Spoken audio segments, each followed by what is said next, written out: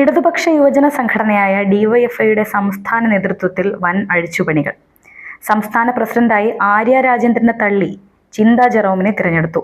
സംഘടനയുടെ സംസ്ഥാന പ്രസിഡന്റ് സ്ഥാനത്തേക്കെത്താനുള്ള ആര്യയുടെ നീക്കങ്ങൾക്ക് CPM സംസ്ഥാന സെക്രട്ടറിയായ MV ഗോവിന്ദൻ കടുത്ത തടയിട്ടതോടെ മുൻ പ്രതീക്ഷകളെല്ലാം തകരുകയായിരുന്നു.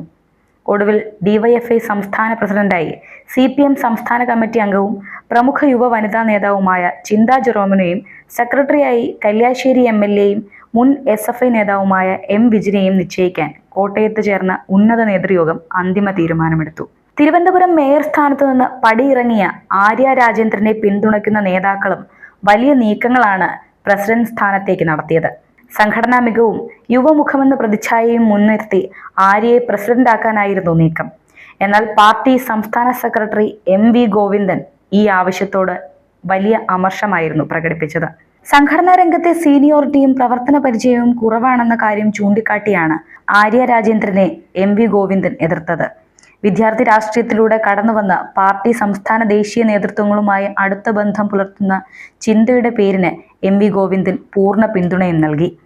മുൻപ് കേരള സംസ്ഥാന യുവജനക്ഷേമ ബോർഡ് അധ്യക്ഷയെന്ന നിലയിൽ പ്രവർത്തിച്ച പരിചയസമ്പത്തും ചിന്തയ്ക്ക് അനുകൂല ഘടകമായി മാറി. എന്നാൽ പാർട്ടിയുടെ നേതൃമാറ്റത്തിൽ കർശനമായി നടപ്പിലാക്കുന്ന 38 വയസ്സെന്ന പുതിയ പ്രായപരിധി നിബന്ധന വിജിന്റെ പേര് ഉറപ്പിക്കുന്നതിൽ നിർണായകമായി. 38 വയസ്സ് പൂർത്തിയായ മുതിർന്ന ഭാരവാഹികളെ മുഴുവൻ ഒഴിവാക്കി പുതിയ നിരയെ കൊണ്ടുവരാനാണ് MV ഗോവിന്ദന്റെ നിർദ്ദേശം. പ്രായപരിധിയിൽ ഇളവുണ്ടായേക്കുമെന്ന് കരുതിയ പല മുതിർന്ന യുവജന നേതാക്കളുടെയും പ്രതീക്ഷകളും ഇതോടെ അസ്തമിച്ചു. ഡിവൈഎഫ്ഐ ഭാരവാഹികളുടെ പ്രായപരിധി 38 വയസ്സായി നിജപ്പെടുത്തിയ MV ഗോവിന്ദന്റെ ഈ നിലപാടിനെതിരെ പാർട്ടിക്കുള്ളിൽ നിന്ന് തന്നെ വലിയ രൂക്ഷമായ അമർഷവും വിമർശനങ്ങളും ഉയർന്നിട്ടുണ്ട്. പരിചയസമ്പന്നരായ നേതാക്കളെ ഒഴിവാക്കുന്നതിന് ഇത് കാരണമാകുമെന്നും പാർട്ടിക്കുള്ളിൽ നിന്ന് തന്നെ അമർഷം പുകയുന്നുണ്ട്.